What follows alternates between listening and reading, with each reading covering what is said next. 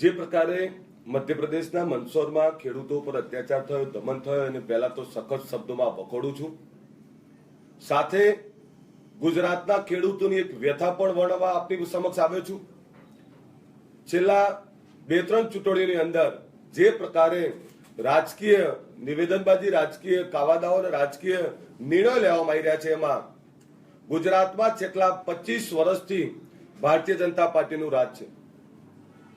ભારતીય જનતા પાર્ટીએ ઉત્તર પ્રદેશમાં જીતવા માટે ખેડૂતોનું સંપૂર્ણ દેવું માફ કર્યું, એની જાહેરાત કરી, એને આવકારીએ છીએ, અભિનંદન આપીએ છીએ. પરંતુ ગુજરાતની અંદર જે 60 લાખથી વધારે ખેડૂતો છે, જેમને પાણી નથી મળતું, એમને ટેકાના ભાવ નથી મળતા, પાણીના સ્તર નીચે જઈ રહ્યા છે, ખેડૂતો પોતાનો પાક રોડ ઉપર નાખવા મજબૂર થાય અને ખેડૂતોના દેવા 25,000 કરોડથી વધારેનું ખેડૂતો ઉપર દેવું થઈ જતું હોય, તો આ દેવું સરકાર ક્યારે માફ કરશે?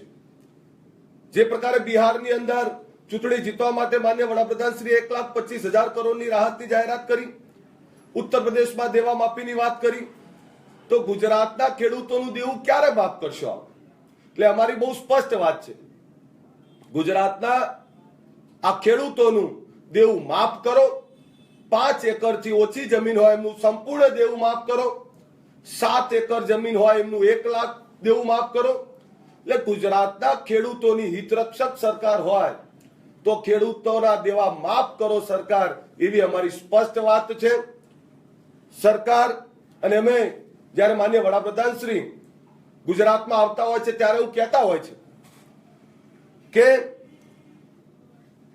ગુજરાતની અંદર જે મુખ્ય ખેડૂતો ઉપર બોલતા હોય છે ત્યારે એવું કહેતા હોય છે કે હું તમારો છું, તમારા પ્રશ્નો માટે નીકળ્યો છું.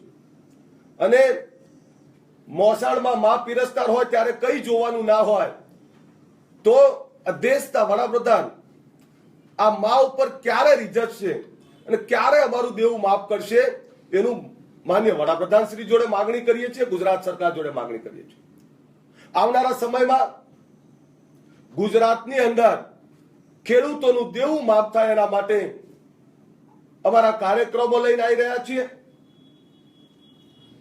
સરકારને 21 તારીખ સુધીનું અલ્ટિમેટમ આપીએ છીએ અને 21 તારીખ સુધીમાં પોતાની ખેડૂતોની લોન માફીની કોઈ જાહેરાત કરે, નહીં કરે તો 21 તારીખથી 30 તારીખ સુધીમાં ગુજરાતના 150થી વધારે જિલ્લાઓની અંદર તાલુકા મથકોએ આવેદન પત્ર આપીશું.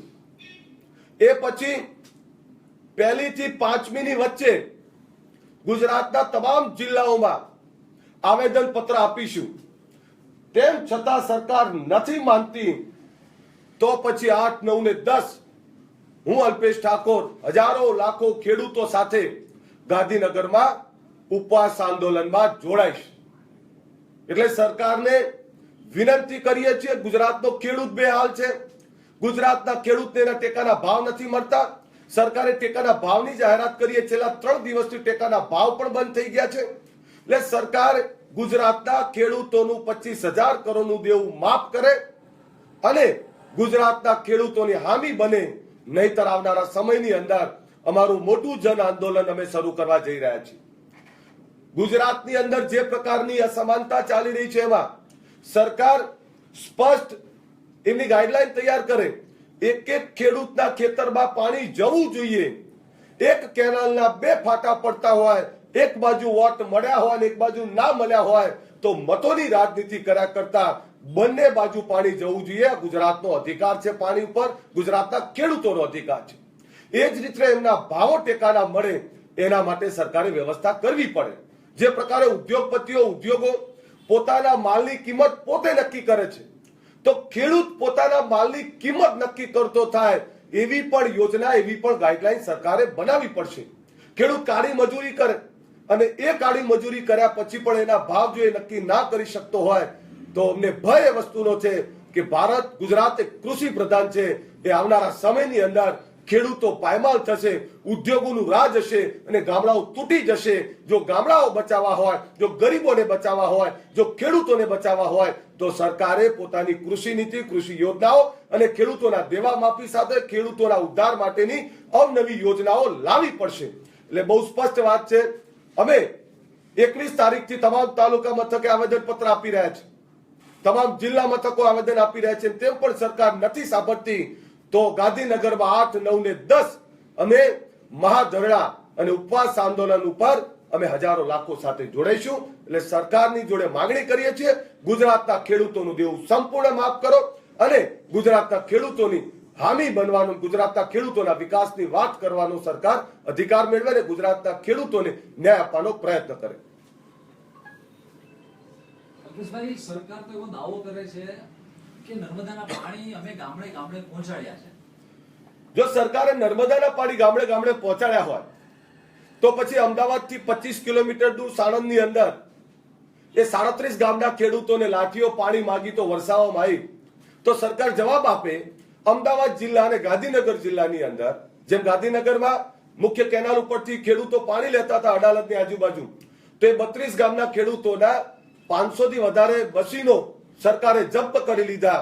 તો જો સરકાર ગાંધીનગરમાં, પાટનગરમાં પાણી ના આપી શકતી હોય, અમદાવાદની અંદર પાણી ના આપી શકતી હોય તો સરકાર સાચો જવાબ આપે અને સરકાર જવાબ આપે કે અમદાવાદ જિલ્લામાં કેટલી જગ્યાએ પાણી આપી રહ્યા છો તમે, ગાંધીનગરમાં કેટલી જગ્યાએ પાણી આપી રહ્યા છો, મહેસાણામાં કેટલી જગ્યાએ પાણી આપી રહ્યા છો. આ પાટનગરની નજીકના જિલ્લાઓ છે. સરકારના દાવાઓ પોકળ દાવાઓ છે. સૌની યોજનાની જે વાતો કરે છે સરકાર, એક પણ પોકળ દાવાઓ છે. હકીકત એવી છે કે સરકાર છેલ્લે સુધી પાણી આપી શકે એમ જ નથી, કારણ કે એમની મુખ્ય કેનાલોનો એટલો મોટો ભ્રષ્ટાચાર થયો છે. મુખ્ય કેનાલો એટલી નબળી બનાવવામાં આવી છે કે આપણે જાણીએ છીએ દર વર્ષે 10 થી 12 જગ્યાએ કેનાલો ફાટે છે. જો મુખ્ય કેનાલને પૂરી ભરવામાં આવે તો જ ત્યાં સુધી પ્રેશરથી પાણી પહોંચે અને પૂરી ભરવા જાય તો પછી કેનાલ ફાટી જાય એમ છે. એટલે સરકાર પહેલા પોતાનો ઢાંચો મજબૂત કરે, નર્મદા કેનાલો મજબૂત કરે અને પછી પાણીના પોકળ વાયદાઓ કરે.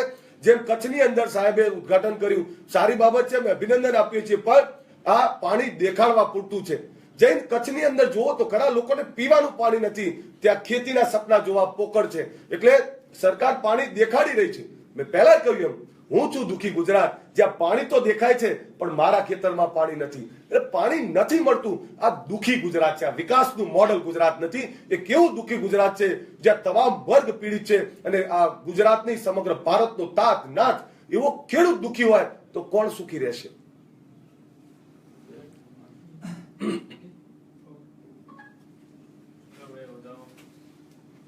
બધાને